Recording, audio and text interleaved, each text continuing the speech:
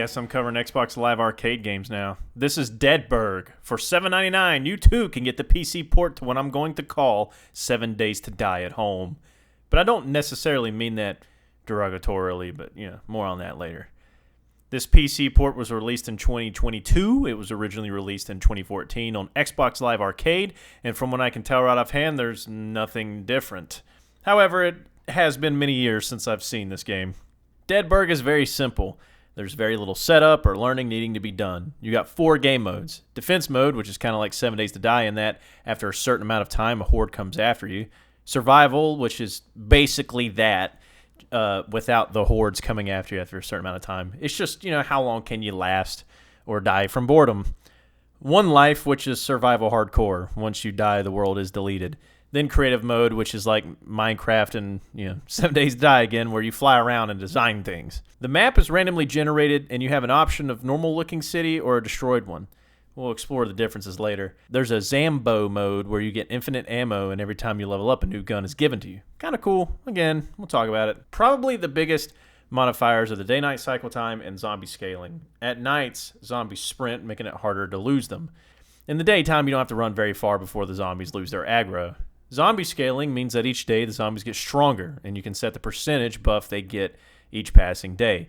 As far as I'm aware, there's no cap to how strong they get, so theoretically, eventually you'll have an unkillable zombie.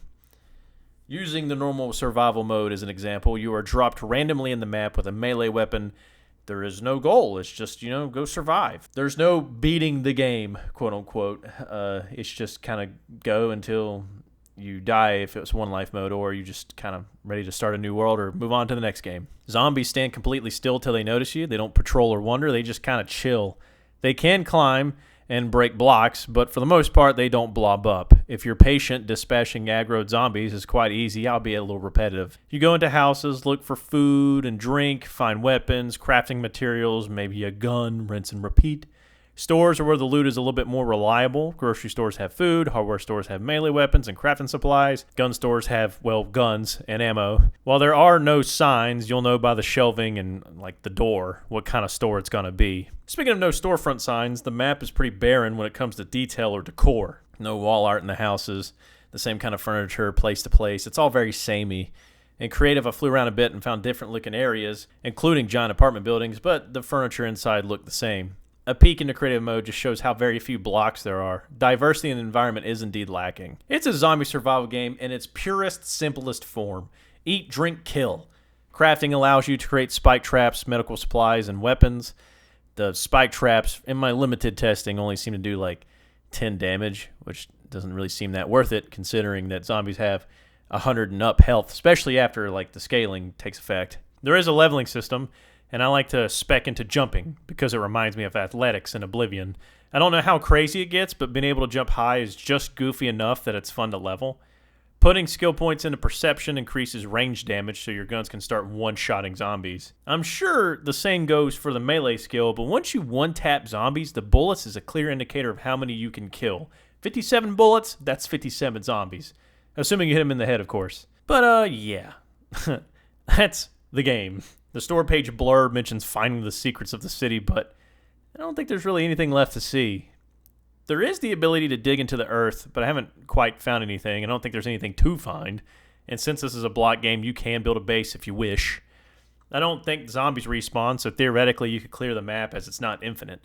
Still huge, though. That kind of challenge would take probably forever. For variety, you could turn on the city modifier that makes everything destroyed. Basically, it's as if someone put Minecraft TNT everywhere and lit the fuse. This does make the game slightly more difficult, as getting supplies requires trekking dangerous ravines, and if stores are blown to bits, the whole reliable loot thing goes out the window.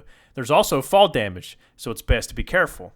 While this does add challenge to hunger and thirst meters, it does kind of nerf the zombies, as they only know how to travel straight towards you, and they will fall into the ravines. But mixing this map with the Zambo mode, it's actually kind of fun. Kill zombies, traverse the destroyed world, do it with one life for extra challenge, and just vibe. And that's the thing, man. This game is very chill. But really, in 20 minutes to an hour, you've seen the whole game. For $8, I'd say it's worth it for a range of caveats. It does have functioning co-op. I did enlist a friend to help me test it, and there's no real clips to show as we only played for 20 minutes, but we experienced 0 issues. It's only like 200 megabytes big. It doesn't take up hard drive space and loads fast. Great for when you need to play something quick. It'll run on any potato you got.